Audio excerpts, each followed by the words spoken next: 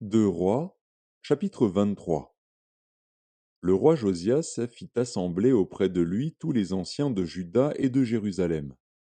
Puis il monta à la maison de l'Éternel avec tous les hommes de Juda et tous les habitants de Jérusalem, les sacrificateurs, les prophètes et tout le peuple, depuis le plus petit jusqu'au plus grand. Il lut devant eux toutes les paroles du livre de l'Alliance qu'on avait trouvé dans la maison de l'Éternel. Le roi se tenait sur l'estrade, et il traita alliance devant l'Éternel, s'engageant à suivre l'Éternel et à observer ses ordonnances, ses préceptes et ses lois, de tout son cœur et de toute son âme, afin de mettre en pratique les paroles de cette alliance écrites dans ce livre. Et tout le peuple entra dans l'alliance. Le roi ordonna à Ilkija, le souverain sacrificateur, aux sacrificateurs du second ordre, et à ceux qui gardaient le seuil, de sortir du temple de l'Éternel tous les ustensiles qui avaient été faits pour Baal, pour Astarté, et pour toute l'armée des cieux. Et il les brûla hors de Jérusalem, dans les champs du Cédron, et en fit porter la poussière à Béthel.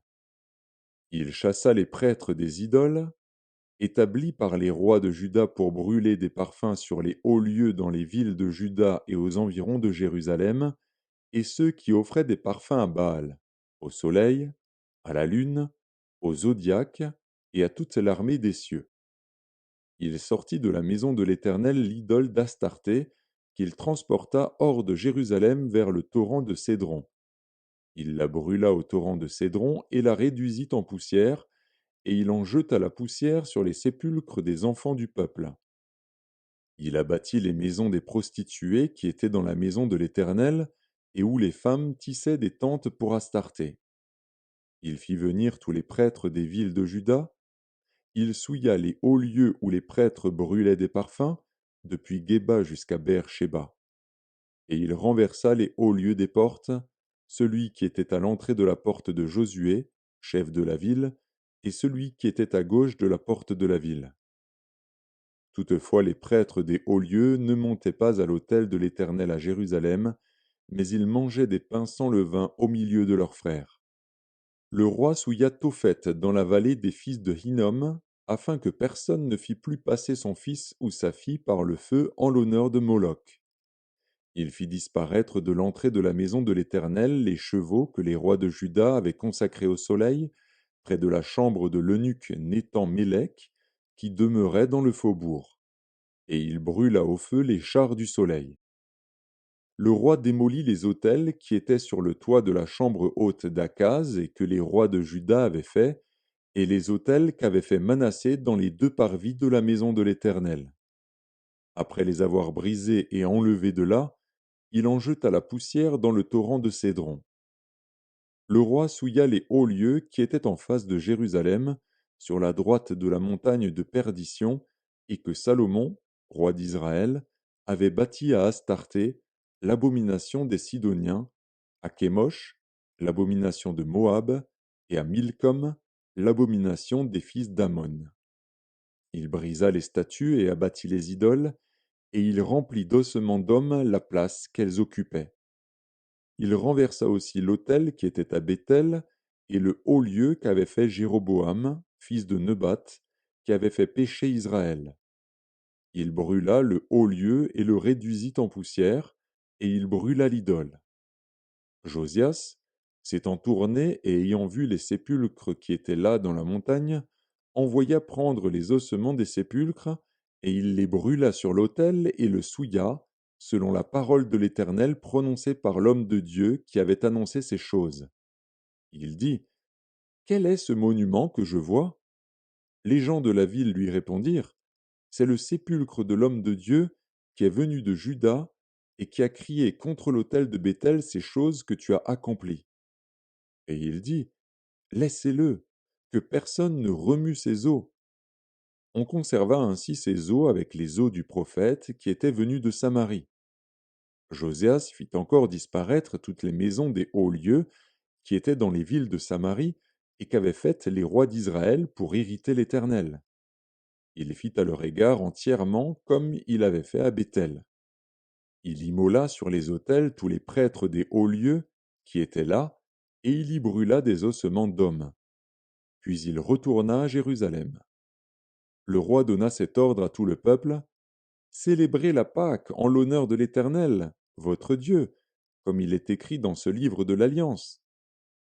Aucune Pâque pareille à celle-ci n'avait été célébrée depuis le temps où les juges jugeaient Israël et pendant tous les jours des rois d'Israël et des rois de Juda.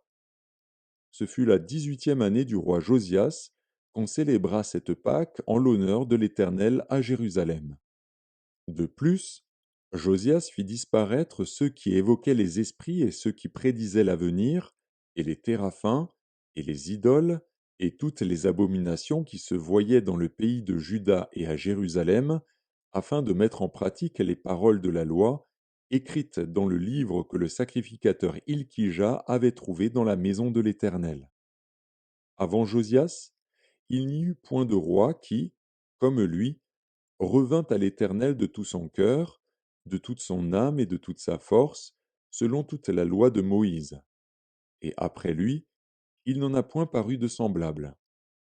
Toutefois l'Éternel ne se désista point de l'ardeur de sa grande colère dont il était enflammé contre Juda à cause de tout ce qu'avait fait Manassé pour l'irriter. Et l'Éternel dit: J'ôterai aussi Juda de devant ma face comme j'ai ôté Israël, et je rejetterai cette ville de Jérusalem que j'avais choisie, et la maison de laquelle j'avais dit: Là sera mon nom.